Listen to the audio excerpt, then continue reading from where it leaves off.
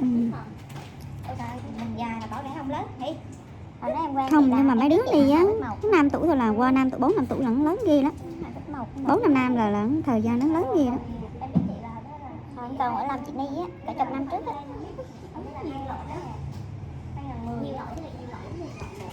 Cô chị định tuổi là chị đó em đó. Nói chung là hồi đó em biết chị là em nhớ ký ức của em là nhớ nhỏ ghê lắm. Trời ơi, chị sợ đi đây. Hồi đó được tuổi là 2010 là em biết chị đấy. Chị sinh năm 2009. Thương em cho điều hòa lên xí Thương, lạnh quá Thương.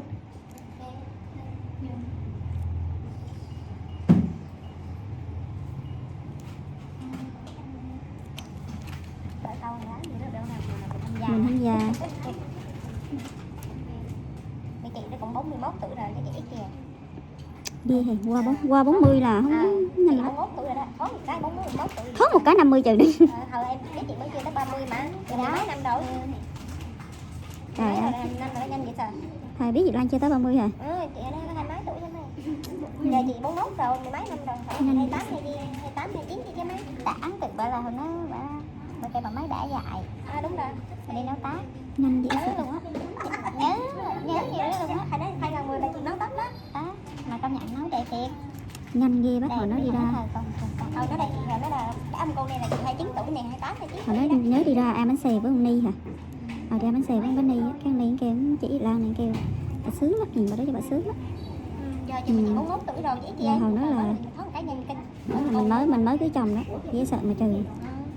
Trời ơi, hôm nay mình đúng là 67 tuổi, 7 tuổi. Mấy năm rồi, 2010 giờ trừ 2022 12 năm rồi. 2 năm rồi đó. Đúng rồi đó chị, 12 năm. Thời gian không chịu được một A. Con chị 13 tuổi đó, 13 tuổi vẫn lớn vậy sợ không? Vậy thì nó vậy. Mấy đứa trừ đứa mô đứa nắng khổng lồ vậy sao? Vậy thì nó cũng đang dễ sợ đó. Trời ơi, khủng khiếp. Đau quá hả con? Lắm thì không, một con nhiều lắm. Ở chỗ chị nó đó, chị nó bà đương ra. Bà đương ra để xăm môi.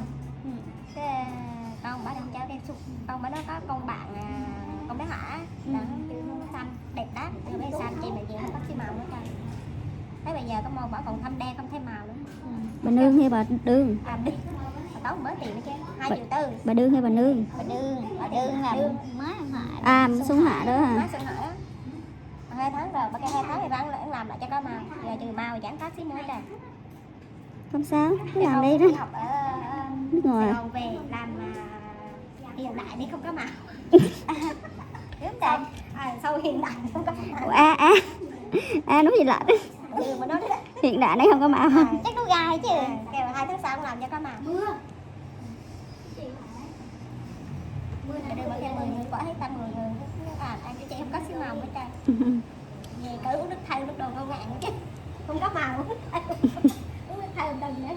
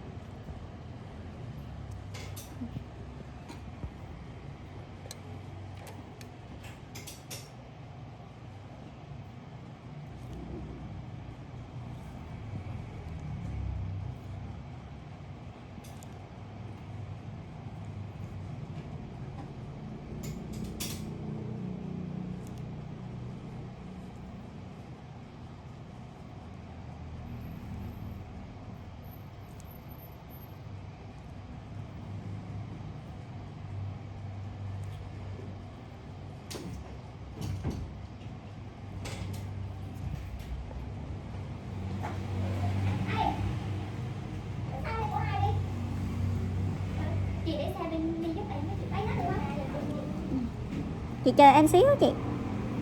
Chỉ cho chị cái bi.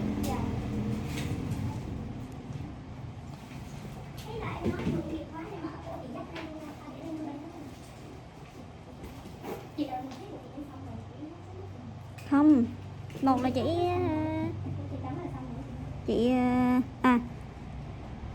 chị ngồi chị chờ xíu thôi chị, 2 phút nữa thôi.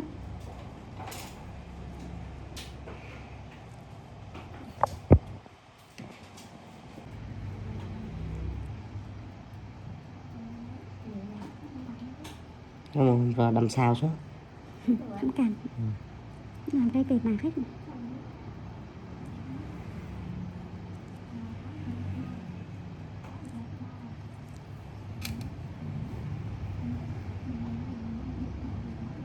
Được không bác? Được.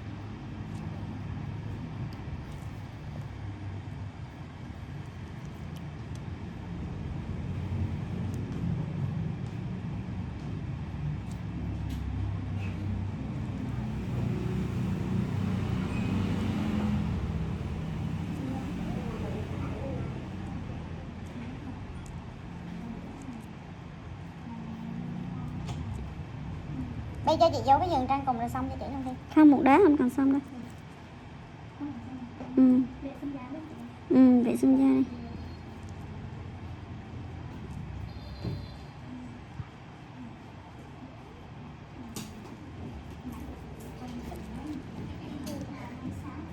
Đỡ, cũng đỡ đó.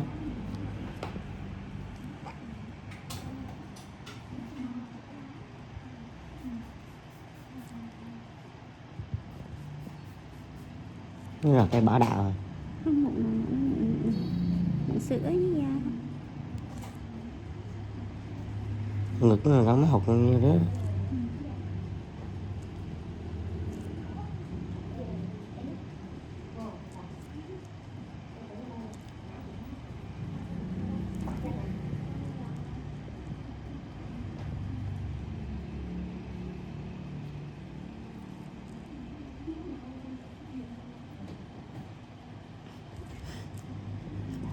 Kéo tóc mấy ngon rồi dễ thương này. Gì đó nó là kéo tóc mấy ngon rồi dễ thương này. Vô của bà Hạnh tới một chút đi. Của Hạnh đó. Anh xích lên xíu này. Vô Hạnh qua đây. XM is a hybrid super SUV with 644 HP and a crazy design. BMW has revealed the new 2023 XM, a performance SUV with a plug-in hybrid powertrain. It features a twin-turbo V8 and an electric motor that combine to produce 644 horsepower and 590 pound-feet of torque. The XM starts at $159,995 and will go on sale in the US in the first quarter of 2023. BMW M is best known for sports sedans like the M3 and M5. But the performance division is going in many new directions as of late, and the new 2023 XM combines many of these fresh elements in a single vehicle, fitting, as this is meant to be M's new flagship. As an SUV that's available exclusively as an M, the XM also introduces a new plug-in hybrid powertrain that's the first hybrid ever to wear the M badge. The concept version of the XM proved controversial when it made its debut last year, and now we have all the details on the production version that's slated to go on sale in the US in the first quarter of 2023. The XM's powertrain consists of a twin-turbo 4.4-liter V8 combined with an electric motor integrated into the 8-speed automatic transmission. There's also a 25.7 kilowatt-hour battery pack that enables an estimated electric driving range of 30 miles. Total output sits at 644 horsepower and 590 pound-feet of torque, and there will be an even more powerful Label Red version coming later on with a claimed 735 horsepower and 735 pound-feet. This makes the XM the most powerful current production BMW, and it'll need all that grunt to move around its 6,062 pound mass. Were it not an M exclusive, the XM might otherwise wear the X8 designation. It's considerably larger than both the X5 and X6, but smaller than the three-row X7, much like the relationship between Audi's Q7 and Q8 SUVs. The XM is a two-row model with 5 seats, and its interior features many of the wilder design elements seen on the concept version. A two-tone blue and brown leather color scheme is available, and the brown, vintage, leather is meant to look aged. There's also an interesting pattern in the headliner that's accompanied by LED lighting elements that pulse when you receive a phone call or try to open the door when an object is sensed outside. The exterior design is more angular and imposing than many of BMW's other SUVs. The large kidney grilles up front are flanked by split headlights like those on the latest X7. A strong, accented character line rises along the side and kicks up at the rear doors as a nod to the classic BMW Hofmeister kink. There are BMW logos engraved into each upper corner of the rear window, and the aggressive-looking taillights wrap around the sides. Quad exhaust tips and diffuser elements give the rear bumper a racy look. 23-inch wheels are standard, but 22 inches are optional, and BMW says the smaller size saves weight. Adaptive dampers are standard equipment, as is an electronically controlled limited-slip rear differential and a rear-biased all-wheel drive system. 48-volt active anti-roll bars are a feature new to BMW M, although the XM uses traditional steel springs rather than an air suspension. Our initial drive of a prototype XM earlier this year revealed a surprisingly engaging driving experience, largely thanks to the steering tuning, so we look forward to sampling the final version to see if the spry handling is preserved. The XM will compete with other hyper SUVs such as the Audi RS Q8 and Mercedes-AMG GLE 63, and is even aiming for higher targets including the Aston Martin DBX and Lamborghini Urus. It will start at $159,995, but options should add a considerable sum to that total, and the more powerful Label Red model will carry a sticker price of over $185,000. Like it or not, this super SUV now represents the pinnacle of the M lineup, and it'll start arriving at US dealerships early next year. 2023 Fisker Ocean has started production, with plans to build 42,000 next year. Initial 2023 Fisker Ocean production commenced today at their carbon-neutral plant in Graz, Austria, with most deliveries slated for next year as production gradually ramps from 300 in Q1 of 2023 to 800 in Q2 to more than 42,000 expected by year's end.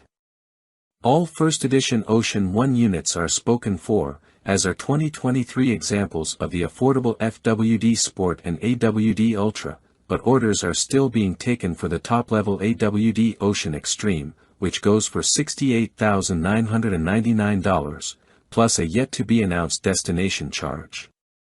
Fisker says the top-level model will offer 350 miles of range according to EPA methodology, and can accelerate to 60 miles per hour in 3.6 seconds thanks to the 550 horsepower available from its dual-motor AWD platform.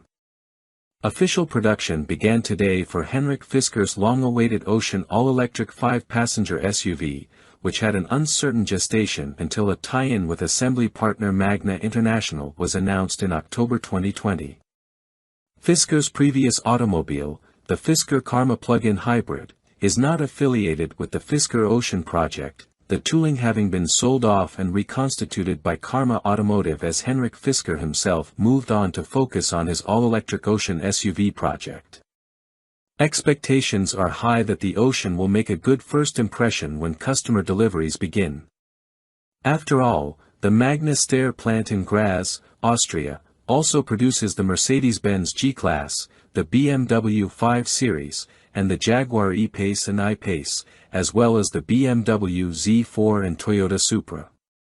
As expected from an established assembly plant, they seem to be on the right track to manage build quality and early teething problems, with a gradual production ramp-up that will result in just 300 examples produced by the end of first quarter of 2023.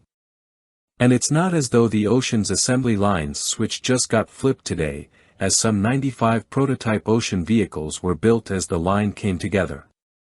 Production will increase to 8,000 by the end of next year's second quarter and rise to more than 42,000 by year's end. Compared with the unrelated Volkswagen ID.4, the Ocean SUV is some 5 inches wider and nearly 8 inches longer, both in wheelbase and in an overall sense, but it stands no taller. That gives it a sleek shape that, crucially, also provides increased underfloor space for a larger battery. The capacity of that battery has not yet been announced, but Fisker does report that all-wheel drive vehicles equipped with the larger Hyper Range battery will be good for up to 350 miles according to EPA testing methodology, thanks in part to a rear motor disconnect that comes into play while cruising. At the other extreme, Fisker says that boost mode will unleash as much as 550 horsepower that can accelerate the machine to 60 miles per hour in 3.6 seconds. Details and specs. 2023 Fisker Ocean prototype. 2023 Fisker Ocean. The front-wheel drive Sport, which is currently sold out for 2023 thanks to its low starting price of $37,499 before destination, will use the smaller Touring Range Pack and deliver 250 miles of range. Its single-motor powertrain makes 275 horsepower and takes the entry-level Ocean to 60 miles per hour in 6.9 seconds. Few interior dimensions have been released apart from headroom, but at 41.1 inches in front and 40.4 inches out back, things do look promising for the relatively low-slung electric crossover, which offers a panoramic glass roof across the board. The tinted glass panels are fixed on the entry-level Sport, sliding on the mid-level Ultra, and supplemented with photovoltaic panels on the Extreme and the First Edition one. With luck, we will be able to evaluate and test an early production model in the first part of 2023. The Ocean has been a long time coming, but Henrik Fisker's tie-up with an established auto assembly outfit appears to be on the cusp of paying off in a very tangible way. Welcome to B&C Car Reviews channel. 2023 Ford F-150 Raptor our first test, absolutely bonkerballs. In the super truck horsepower war, there's no Han versus Griot style argument to be had, the Ram 1500 TRX shot first. Sure, Ford's F-150 Raptor pickup has been on the hunt for more than a decade, but history has it down as the balanced desert runner. Its power level, 450 horses today, more or less in equilibrium with its dirt-dashing chops. In contrast, the TRX roared onto the scene 2 years ago as a ballsy, 702 horsepower beast with a bad attitude and a mission to rooster tail sand in the face of Ford's wimpy off-road pickup. No more. The 2023 Ford Raptor R is here to fight back with 700 horsepower of its own, and it has its blaster set to kill. Once we took the new Raptor R to the test track, we discovered its aim is pretty damn true. It trips up the TRX in the 0 to 60 miles per hour sprint, clocking an astounding 3.7 second time, thumping our best existing result in the Ram by a significant 0.4 second. No doubt aided by the 6,000-pound Ford weighing an incredible 700 fewer pounds than the Ram. And it feels every bit that quick, charging off the line like a rhino with an ICBM up its rear on the way to a 12.1-second quarter-mile run at 111.8 miles per hour. The TRX's best? 12.7 seconds at 107.3 miles per hour. For further reference, the last non-R Raptor we tested with the 450 horsepower twin-turbo V6 and 37-inch tires checks in at 5.6 seconds to 60 in 14.3 at 94.0 miles per hour through the quarter. Credit the R's absolute brute of an engine, a version of the 5.2-liter supercharged V8 found in the Mustang Shelby GT500, which is appropriately dubbed Predator. Tuned to have a meatier, more truck-friendly torque curve thanks to software tweaks and a smaller supercharger pulley, it delivers its fusillade of power and torque on a whim even on the move, the 10-speed automatic adroitly shuffling between its abundance of ratios. This is a truck that can spin all four of its big blocked off-road tires on pavement as easily as you can turn up the AC. The exhaust has 4 adjustable sound levels that range from basically quiet, your neighbors will love you for widening the time window in which this operates at startup, done via the touch screen, to oh my god I think I just summoned Cthulhu. Really, though, in any of the 3 angriest settings the noise is ragged and deep and glorious and delivered with far less supercharger whine than in the TRX. The Raptor R is blown, but it doesn't really want you to know it's blowing. Also, unlike the Ram TRX, there's a 2-wheel drive mode for even more goofball shenanigans, if you dare. 2WD could be called the squirreliest setting, OBS, albeit if the squirrel in question could powerlift 2,000 pounds and had done time for attempted homicide.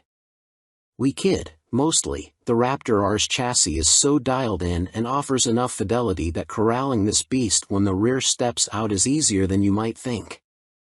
Still, maybe keep it in 4A unless you have plenty of room for error.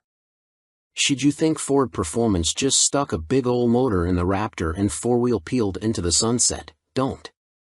The R is a holistically tuned machine that delivers fantastic ride quality on the road without getting floaty, while at the same time serving up outstanding rebound performance and body control when humping over the gnarliest stuff you can find.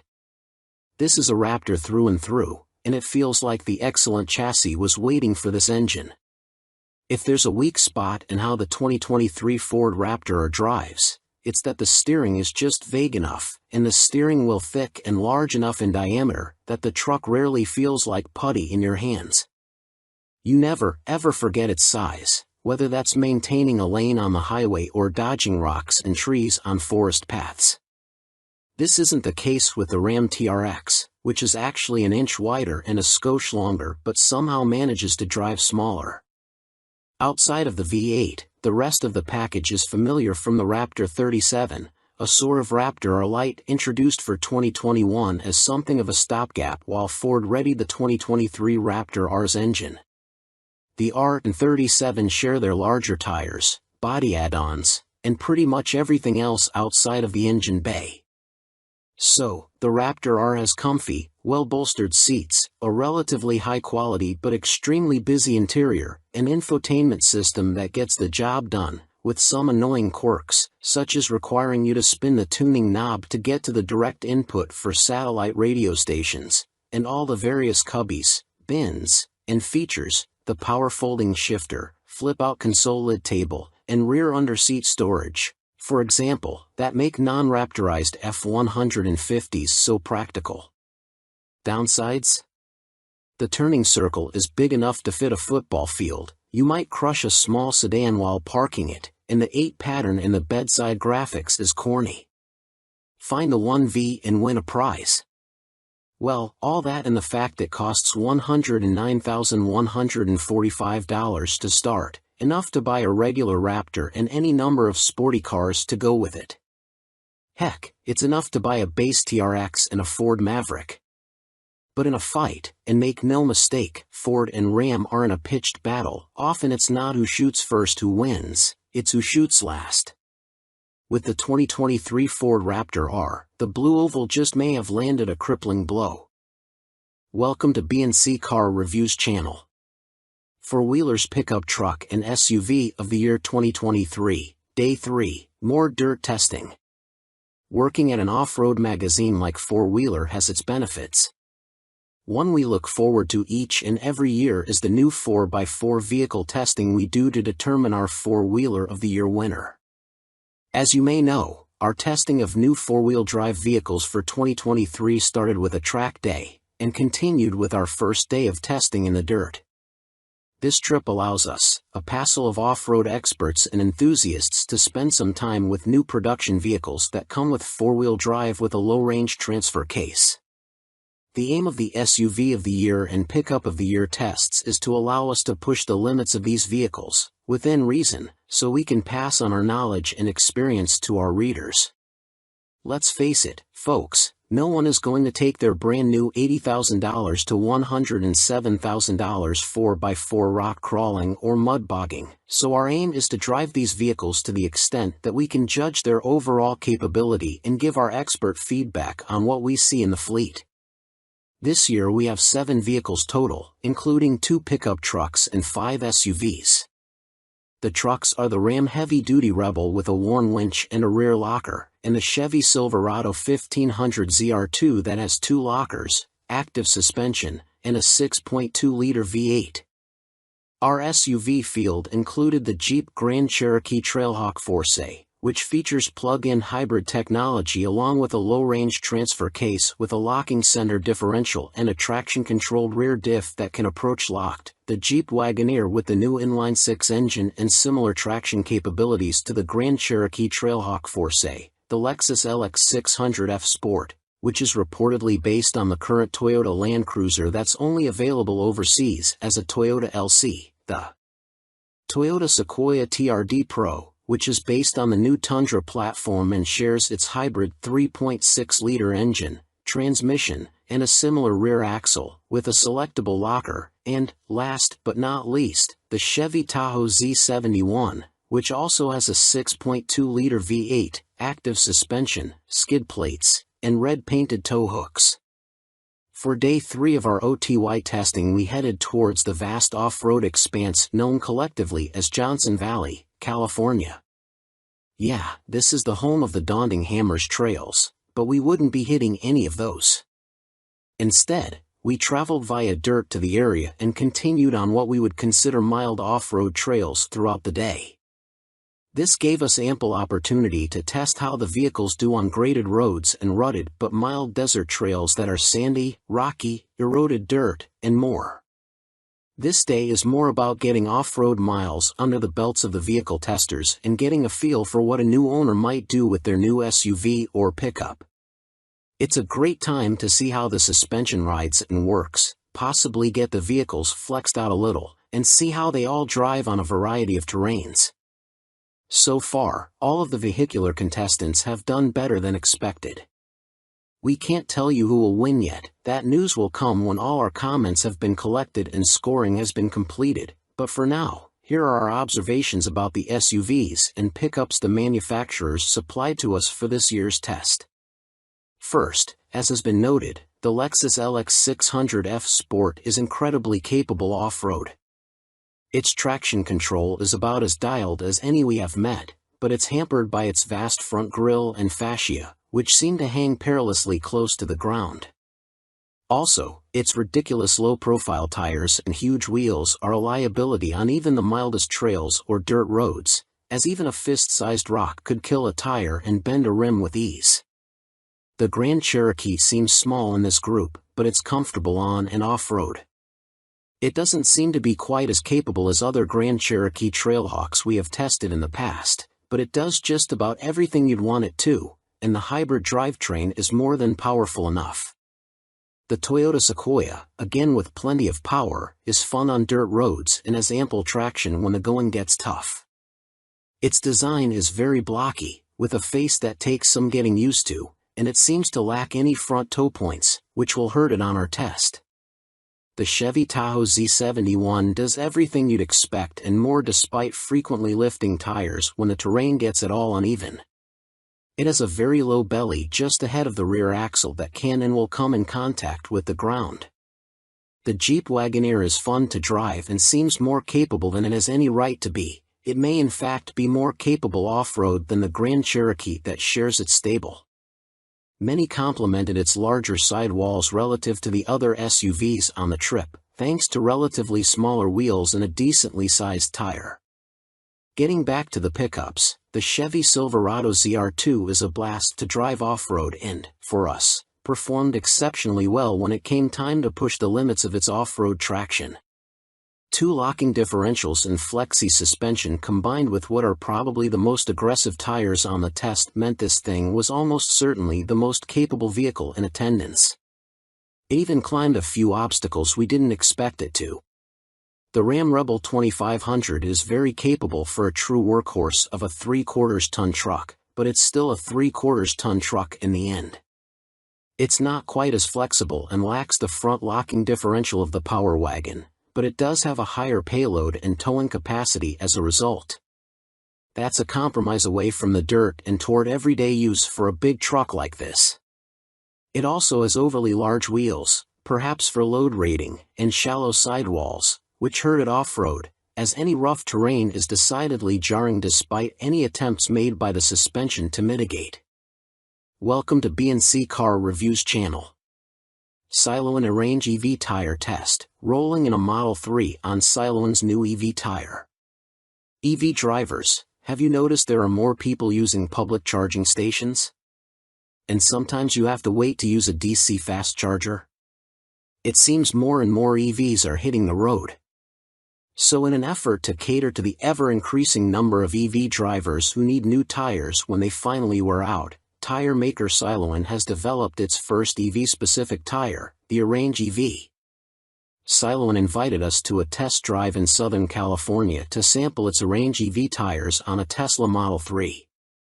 We started in Beverly Hills and headed toward Highway 101, through Mulholland Drive. On this winding residential road perched on a hill, the Tesla Model 3 equipped with Arrange EV tires had no problem navigating the road's dips, dumps, and occasional unavoidable potholes in a graceful manner. The ride was slightly on the firm side, but that's to be expected from a sporty sedan. Soon we were on the freeway to drive to Calabasas and Malibu. Unlike internal combustion engine powertrains, EV powertrains offer an inherently quieter ride. But conversely, any excessive road and tire noise are more pronounced at high speed without engine noise masking the sound. On the highway, we noticed the Arrange EV tires didn't introduce any excessive tire noise and kept the cabin as quiet, if not quieter, than a Model 3 on its original tires. Next, we peeled off the highway and drove to Malibu through some twisty roads facing a beautiful view of the coast. Make no mistake, the Arrange EV tires are not high-performance summer tires. But on a long downhill stretch with many tight turns, they behaved very well and offered predictable feedback and handling. They're a good set of all-around, pun intended, all-season tires designed to handle various road conditions. After our test drive, our initial thought was the Arrange EV tire performed in the real world just as well as a Tesla Model 3 on its original tires. Siloan told us it provides all that at a lower cost and that its tires are more efficient. Siloan uses what it calls EcoPoint 3 technology, in which the rubber compounding materials are mixed uniformly under continuous liquid phase conditions. The goal is to produce a tire that retains good traction under various wet and dry conditions while still maintaining a low rolling resistance to further EV range. Another tech feature worth pointing out is the use of Siloan's Silent Tread to help reduce tire noise and cost. As mentioned earlier, road and tire noise can be more pronounced in an EV, so some other EV-specific tires on the market have acoustic foam inside for noise reduction. We asked Siloan whether the Arrange EV tire has the same kind of foam. It told us it tested both with and without foam, and the foam made no noticeable improvement in noise reduction. Also, the addition of foam means the tire is unable to be patched or repaired. Siloan's Silent Tread sequential pitch tread design allowed the company to ditch the acoustic foam while maintaining excellent quiet performance. It helps reduce manufacturing costs, too. Siloan is certainly stepping into the EV tire market with a compelling product. Siloan claims the Arrange EV tire can deliver 7% more range on a Tesla Model 3 than other EV-specific tires on the market, and that may just be enough for you to skip a crowded charging site one day. Welcome to B&C Car Reviews channel. 2023 Honda Accord vs Toyota Camry, mid-size juggernauts compared on paper. Honda and Toyota have done battle for decades now. Even though the CR-V and RAV4 compact SUVs are manning both brands' front lines in the sales wars these days, the rivalry between the mid-size four-door Accord and venerable Camry is still going strong. Both companies introduced major redesigns for 2018, but while Toyota is still busy tweaking versions of the Camry it debuted 5 years ago, Honda has an all-new 11th generation Accord for 2023. We haven't had the chance to drive them back-to-back yet. Don't worry, that comparison is on the way, so here's how they stack up on paper. Size and interiors. Size is the best reason to consider a mid-size Accord or Camry over their more affordable, smaller Civic and Corolla siblings. But which one actually offers more space? The Honda is marginally bigger in every dimension. Although the vehicle's wheelbases are almost identical, the Accord is a few inches longer overall, plus nearly an inch wider. Those extra inches will likely make it slightly harder to maneuver in tight spaces. That said, the Accord's additional breadth pays off in passenger and cargo volume. Folks riding in the back have 2.8 inches of additional legroom compared to the Toyota, plus the Accord has 11% more trunk space. Sitting in the two back-to-back, the Accord's front seats are more comfortable and its armrests offer additional padding. Climate controls and air vent adjusters feel more premium, too, with the same tactile greatness as the pieces in the latest Civic, CR-V, and HR-V models. While the Accord feels as if it has an extra inch of legroom in the rear, the Camry's back seat is better suited to taller passengers thanks to a slight headroom advantage, power and fuel economy. Yes, the Camry is still using the same base engine it had in 2018, but so is the Accord. Toyota fits its midsize sedan with a naturally aspirated 2.5-liter i4 and Honda equips the Accord with a turbocharged 1.5-liter i4. The Honda is less powerful but more torquey than the Toyota, plus we anticipate it'll be slightly more efficient in the city. Only the Camry is available with AWD, while the Accord remains front-wheel drive only. In a major switch, the Camry could be the better choice for power-hungry enthusiasts. As part of the 2023 update, Honda no longer offers the Accord with its gutsy turbo 2.0-liter i4 option. If you want a gas engine, the 1.5T is your only choice. Toyota still sells a few Camry variants with its 3.5-liter V6, which delivers 301 horsepower and 267 lb-ft of torque, including the convincingly sporty TRD model. Plus, the non-hybrid Toyotas use conventional torque converter automatic transmissions, while every Accord powerplant is paired with a continuously variable automatic transmission, CVT, though it is about as good as this type of transmission can be. Accord Hybrid vs. Camry Hybrid. Honda paid more attention to the Accord Hybrid with the 2023 redesign, estimating it will account for around 50% of sales. The new version gets Honda's dual-motor hybrid system producing 204 horsepower and 247 lb-ft. Toyota's Camry Hybrid optimizes a single motor and delivers 208 horsepower. We don't have performance numbers for the Accord yet, but the previous generation model was significantly quicker than an equivalent Camry. But let's be honest, hybrid buyers are more interested in fuel economy. The 2023 Accord Hybrid hasn't yet been evaluated by the EPA. The 2022 model returned an impressive 44-48/41-47 mpg city/highway, and we expect similar numbers from its successor.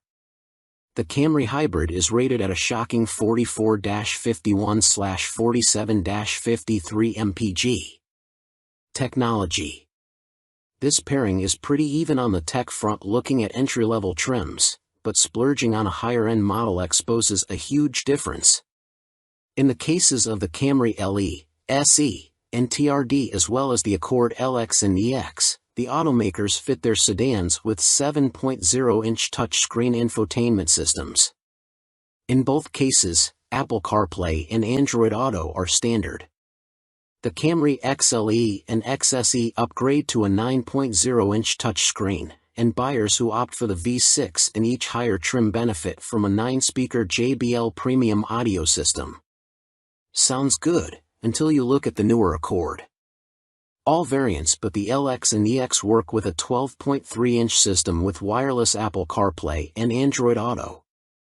In the case of the top-spec Accord Touring, Honda also fits a 12-speaker Bose premium sound plus Google integration for voice recognition and navigation. The Touring includes a head-up display, which isn't offered on any Camry, and a digital instrument cluster is standard on all trims. We've also found the Accord system especially crisp and responsive.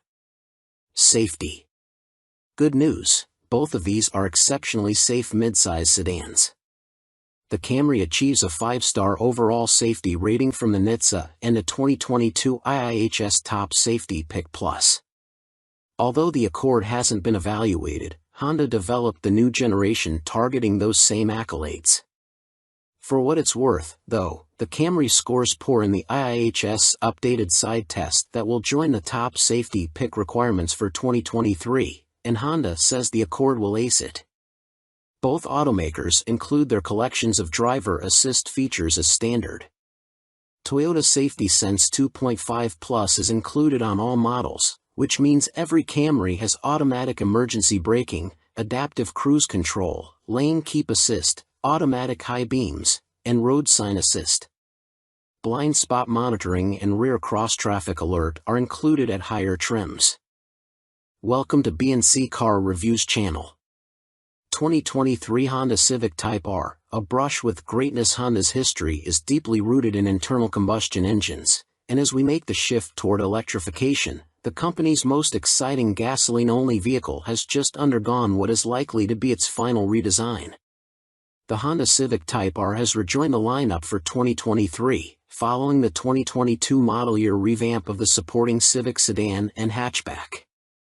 Based on the handful of laps we took around Harris Hill Raceway outside Austin, Texas, including as a passenger to two-time Formula One champion Max Verstappen, it seems Honda absolutely nailed it. For starters, we fist-bumped Max as we pulled the bright red seatbelt across our chest. "Full send, right?" we asked. A shrug from Max and a "you sure" served as acknowledgement as he revved the 315 horsepower Turbo 4, slipped the clutch, and spun the front Michelin Pilot Sport Cup 2s, launching us out of the pits. The deep baritone from the engine and exhaust sounded great from under a helmet, and he ran out the engine until it coughed at the red line. In Verstappen's hands, the Type R rarely tracked in a straight line as he kept the engine on full boil, stringing the turns together in a sinuous uninterrupted dance of slip angles and oversteer. He braked as lightly and as seldom as possible, allowing the tire's lateral loads to scrub off speed, along with a healthy amount of tread, we're sure. Max was well past the Type R's performance envelope as he one-handed the steering wheel with the kind of nonchalance we'd adopt rolling up to the drive-thru window. We're running the course in the counterclockwise direction. Thanks to a significant bump in turn 6, Max launches a few tires off the pavement. The Cup 2s will be optional, with Sport 4S rubber standard, but the Type R stays on target with only a slight steering adjustment from our somewhat bored driver. He said it's better to go full throttle, rather than lift off it, over that bump and the ensuing ruts leading toward turn 5. When an F1 champion gives you driving advice, you're wise to take it. After only 2 laps, the fun was over as Max coasted into the pits. It was a brief encounter, yet the afterglow remains days later. Then it was our turn behind the wheel. Sadly, we weren't allowed on the track unsupervised. Instead, we were required to follow behind a pro driver, one who drove with significantly less aggression than Mad Max. We managed to strategically create an interval between the lead car and ours, allowing us to briefly approach the Type R's performance limit. That gave us a taste of its potential but left us jonesing for more.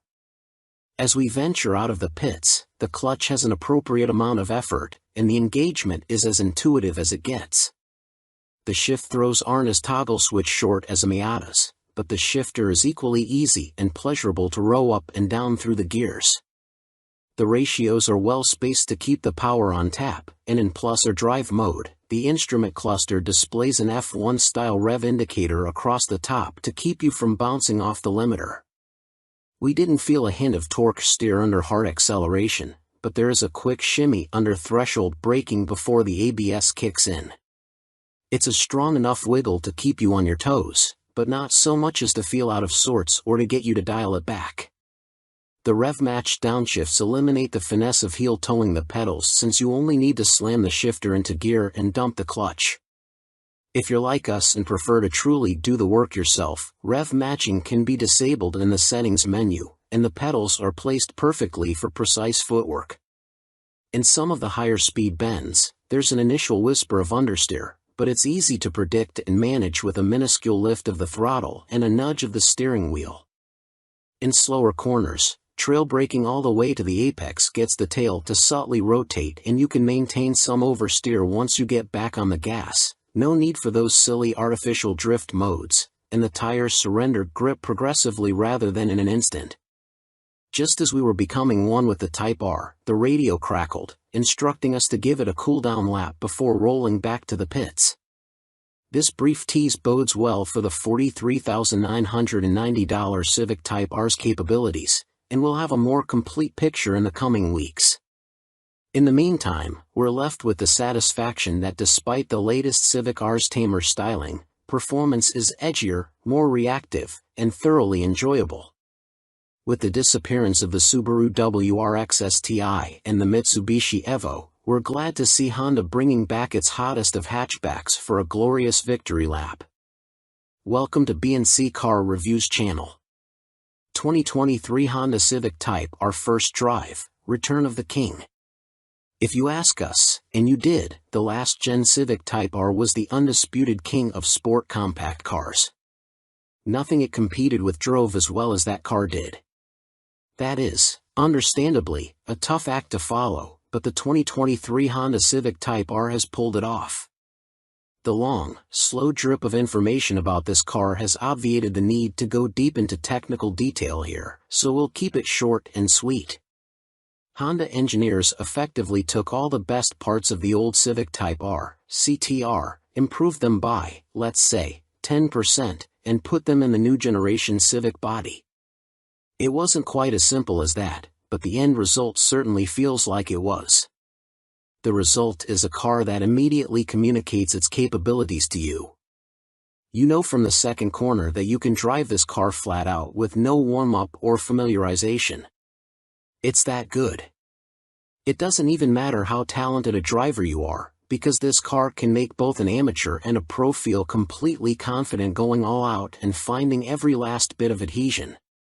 Civic Type R, track rat. And, boy, does Honda want you to. Clearly the engineers had to find a way to make this car even more awesome than the old one, and they found it on the track. It's exceedingly obvious that all the improvements made to this car were done in the name of chasing tenths and even hundredths of a second in lap times. Circling Northern California's tricky Sonoma Raceway, better known as Sears Point, the magnitude of lateral grip is just staggering. This is, at its core, a front-drive compact hatchback sedan, a commuter car. The amount of speed it can carry through corners boggles the mind. Fitted with its optional Michelin Pilot Sport Cup 2 tires, the CTR never lets go. The most wiggle you'll get out of it is a tiny little rotation of the rear end on turn end that points you at the apex, or a mild push wide at the exit if you're completely ham-fisted with the throttle. Otherwise, the car just grips and grips and grips. It never breaks loose or snaps. It honestly feels like the only way the Civic Type R can get sideways is if you went off the track. You need a low grip surface to break the stranglehold these tires have on the ground, and even then you get the impression it wouldn't be that dramatic an event. The only time you're confronted with issues of grip is when exiting low-speed corners. The limited slip front differential does excellent work putting the power down, but beyond that it's your responsibility to set up for the corner correctly. Get it right and the car pulls away hard, but apex too early and get on the power too soon and it'll gently push wide, which can be easily corrected by backing off the throttle and promising to get it right on the next lap. Street sports. It's not much different on the streets, even with the standard Michelin Pilot Sport 4S tires installed. The CTR just makes it easy to drive fast. You get the innate impression you'd have to drive like an absolute tool to wreck this car. Bumps? No problem. Bumps in the middle of a high-speed corner? Also no problem. Small jump that you totally didn't see coming because you were going so fast? Again, zero issues. It just grips. Thank goodness, because if it didn't, we'd be writing a much different review. As it is, the tires make up for the CTR's one deficit, overly stiff dampers. Obviously tuned for glass-smooth racetracks, in anything but comfort mode they're just too stiff for the street. In full-strength plus-or mode, the car pogos over bumps like the old Ford Focus RS. There's so much vertical movement taller drivers need to watch their heads. It's the one area where this car went backwards, generation to generation. In the old CTR, you could jump in, push the plus or button, and go.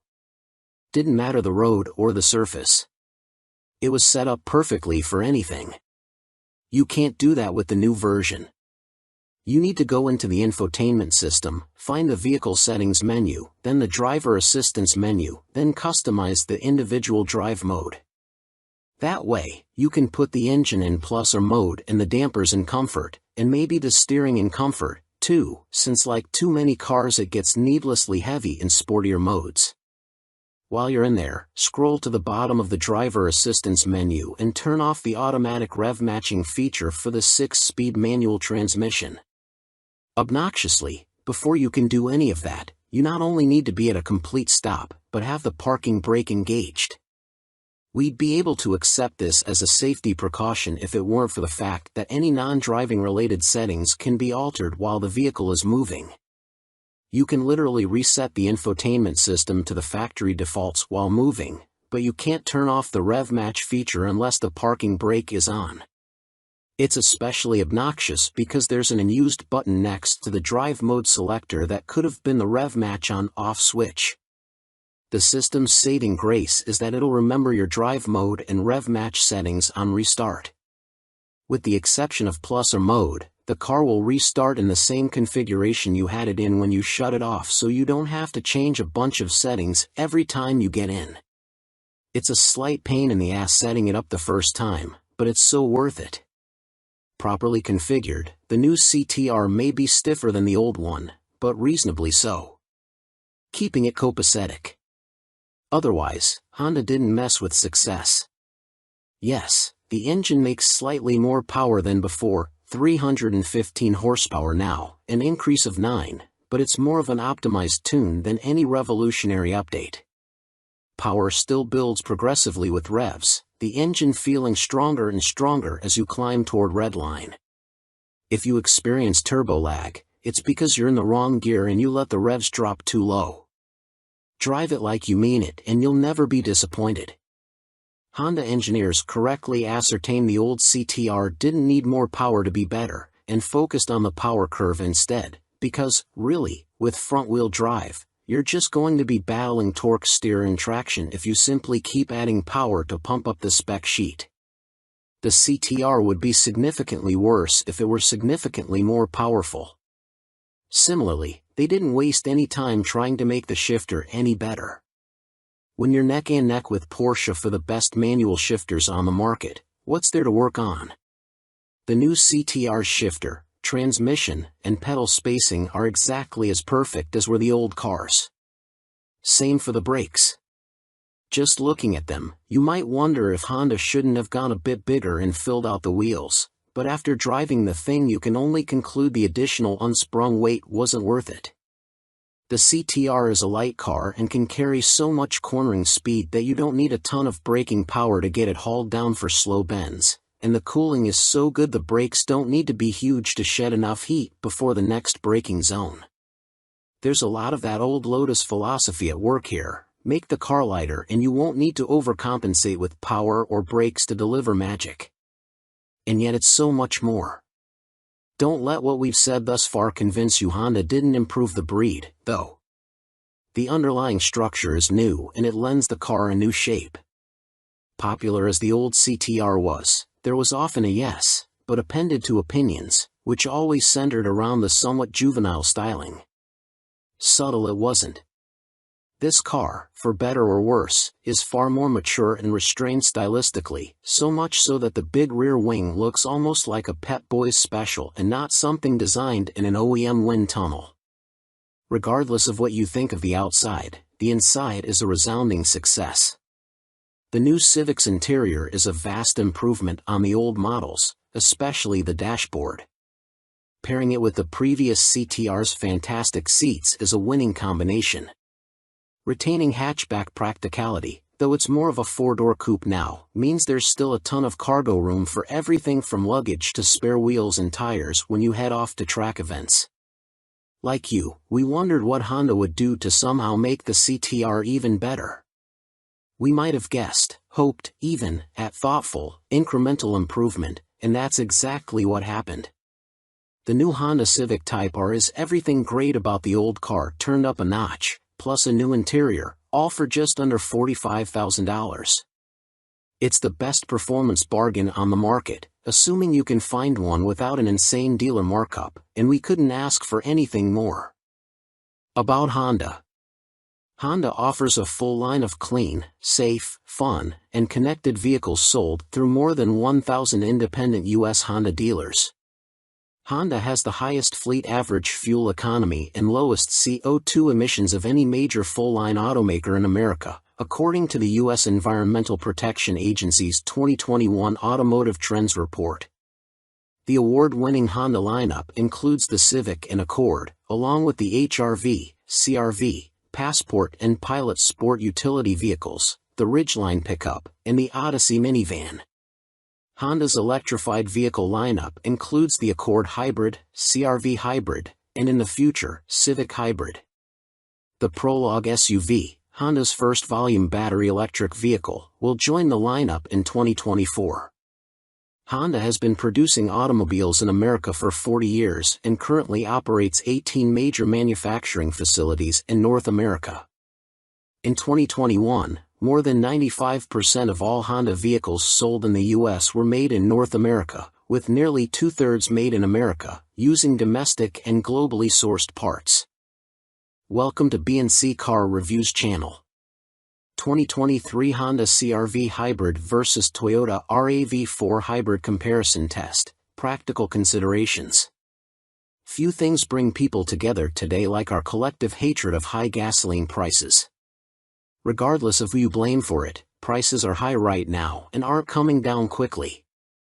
It's enough to drive some folks into an electric car, but for those not yet ready to make the leap, the humble hybrid gets another turn in the spotlight. This time, though, we're not only talking about egg-shaped cars like the Prius and others. Instead, we're looking at heart-of-the-market vehicles like the 2023 Honda CR-V Hybrid and the 2023 Toyota RAV4 Hybrid. Participation trophies?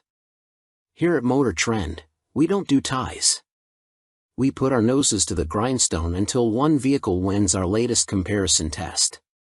Sometimes this makes our lives a lot harder. This is one of those times. Both the 2023 Honda CR-V Hybrid and 2023 Toyota RAV4 Hybrid are excellent buys, and you'll be happy with either one. They have far more in common than they have differences, and in the end, our decision came down to critical numbers, price and fuel economy. Only one could win, though, so follow along to see how we got there. Different styles, same results. Be it how they look or how they drive, the 2023 Honda CR-V Hybrid and 2023 Toyota RAV4 Hybrid have different styles and different swagger, but the end result is effectively the same.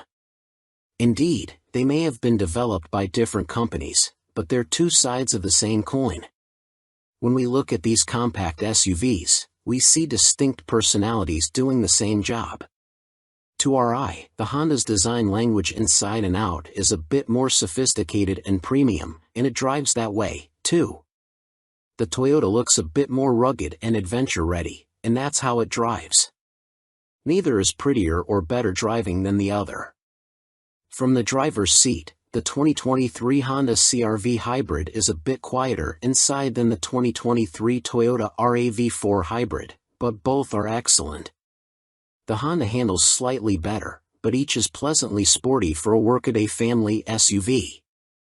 The Honda's drivetrain is quieter than the Toyota's under hard acceleration, but they're both equally smooth and refined.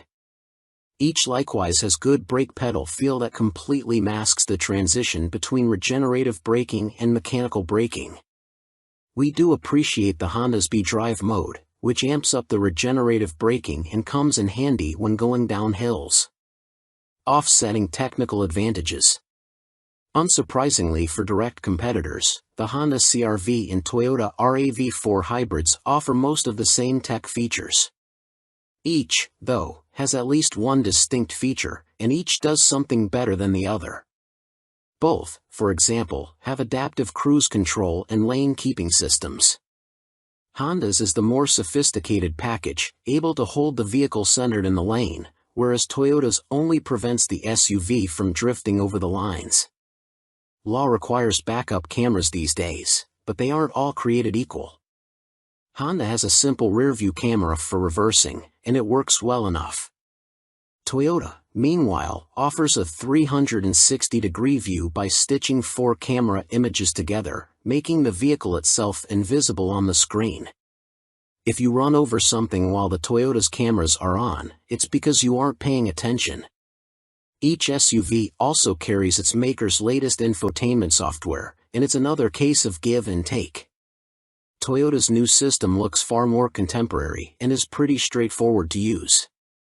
Honda's offers a lot more customization, but the learning curve is steeper and the look isn't as up to the minute. The CR-V and RAV4 both also come with power tailgates at this price point, but where the Honda requires you to reach for a specific button to close it, the Toyota requires only a gentle tug anywhere on the gate to bring it down. It's a minor convenience, but one we'd like to see on more vehicles. Welcome to B&C Car Reviews channel. 2023 Honda Pilot trades minivan vibes for a brawnier guise. The 2023 Honda Pilot has been redesigned with a more rugged look, a roomier interior, and increased capability. The Pilot also has a new powertrain, a redesigned 285 horsepower 3.5-liter V6 and a 10-speed automatic transmission. The Trail Sport trim makes the Pilot truly capable off-road thanks to all-terrain tires, steel skid plates, and a lifted suspension. Ever since the original Honda Pilot debuted back in 2003, it has basically been a minivan dressed up as a 3-row midsize SUV. However, its shared bloodline with the sliding-door toting Honda Odyssey wasn't outwardly obvious until the outgoing third generation. That's when the Pilot showed its true colors, with a bulbous shape and bland bodywork that deviated from its boxier predecessors. That's also one reason it failed to stand out in a competitive segment full of more interesting alternatives. Well, Honda has flipped the script, with the new 4th generation 2023 Pilot getting bigger, brawnier, and better at doing off-road stuff. Let's start with the obvious. The 2023 Honda Pilot no longer looks like a lifted minivan. Along with being a lot squarer than before, it has an upright front end and front roof pillars that sit farther back, giving it a longer dash-to-axle ratio. The Pilot is also 3.4 inches longer from stem to stern, and its wheelbase stretches by 2.8 inches, too. Its front and rear tracks are also wider, growing by January 2nd and January 5th inches, respectively. Ever been, according to Honda. The company also says its new chassis includes a stiffer suspension, a quicker steering ratio, and other changes intended to make the Pilot handle and ride better. A set of larger front brake rotors, 13.8 versus 12.6 inches, and a shorter overall pedal motion are improvements in the braking department. The addition of extra sound-deadening materials should also make for a quieter interior. It would have been easy for Honda to take the 280 horsepower SOHC 3.5-liter V6 and 9-speed automatic transmission from the outgoing Pilot and plug it into the new one. Instead, the automaker completely redesigned its venerable engine, keeping the same displacement but making myriad improvements. In a nutshell, the new DOHC V6 has better packaging. While the 3.5-liter makes the same 262 pound-feet of torque, horsepower rises to 285. A cylinder deactivation system also joins the party in pursuit of better fuel economy. However, Honda hasn't yet announced EPA estimates. All Pilots now have a 10-speed automatic transmission, paddle shifters included. The 2023 Pilot won't be the first with a Trail Sport badge trim, it'll just be the first one where it actually means something. That's because, unlike the glorified appearance package that came before, the new Trail Sport model is truly capable on most trails, as we learned during a prototype drive. Equipped with all-terrain tires and steel skid plates, the off-road-oriented Pilot can go places its predecessors couldn't. Adding to its capabilities are a 1-inch lift that increases ground clearance and provides better angles front and back for clearing obstacles. The Trail Sport's suspension has also been revised to do more than regular models. What if it gets a flat? There's a full-size spare tire. What if it gets stuck? There are sturdy tow hooks built into the front bash plate and one on the standard trailer hitch. To help the Trail Sport avoid getting stuck, Honda fits it with a specially calibrated all-wheel drive system. We won't get too complicated, but when the trail drive mode is activated, the setup effectively manages traction to the appropriate wheels. Also useful in this mode is the aptly named TrailWatch camera system, which provides 4 different angles otherwise not viewable by the driver. It can be manually turned on or it can display it on its own at speeds below 15 miles per hour. Speaking of low speeds, when combined with sloped surfaces, every 2023 Pilot has hill descent control for the first time. An inside job. Sure, a model that can shuttle the whole family into the wilderness is cool, but that's not the Pilot's full-time job. It's a people mover. And moving said people is much easier when the space inside is big and comfortable. Well, Honda says the second row has an extra 2.4 inches of legroom and the third row adds a ½ inch of leg space. For those sitting in the middle row, those seats recline farther. The 2023 Pilot still has room for up to 8 people, and the middle seat in the second row is removable. However, instead of having to leave that seat behind, there's now room for it under the rear cargo area. The latter is also bigger than ever, measuring 22 cubic feet behind the third row and a massive 114 cubes with the second and third rows stowed. Honda improves small item storage, too, with the return of a useful parcel shelf built into the dashboard. No one should have a problem finding a cup holder either, as the Pilot has up to 14 of them. Overall, the inside of the new Pilot looks ritzier.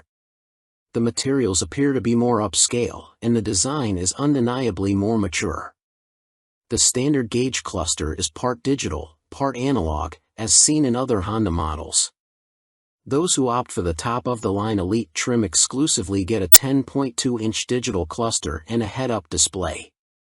Apart from the base-level Sport, which features a 7.0-inch touchscreen, every Pilot has a 9.0-inch touchscreen infotainment system with wireless Apple CarPlay and Android Auto. Availability and pricing. Honda hasn't yet told us how much it'll charge for the 2023 Pilot, which will be offered in Sport, EXL, Trail Sport, Touring, and Elite trim levels. The previous generation ended with starting prices between about $39,000 and $53,000, and we expect to see those costs rise by a couple $1,000s across the board. We'll likely know the exact MSRPs before the new Pilot goes on sale in December. More 2023 Hyundai Ioniq 6 specs are out, including big range estimate. Hyundai has released more US details about the 2023 Ioniq 6 electric sedan.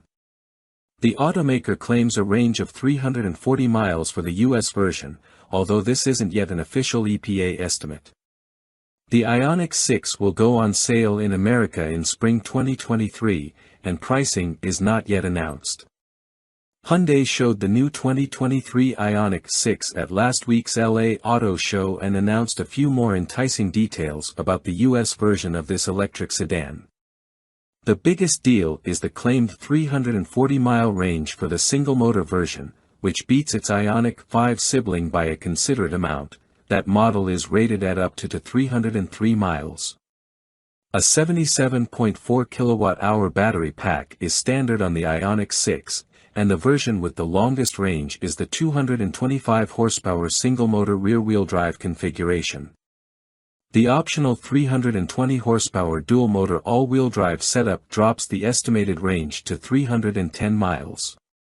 The Ioniq 6 rides on the same eGMP platform as other Hyundai and Kia EV models, but its low 0.22 drag coefficient helps its efficiency and thus its estimated range.